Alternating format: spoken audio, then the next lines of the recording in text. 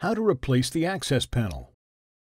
Note: only certain models in this platform series support the configuration of the following components: glass side panel, liquid cooling system, lighting control module, LED lighting bar, glass front bezel, front RGB fan, front lighting module.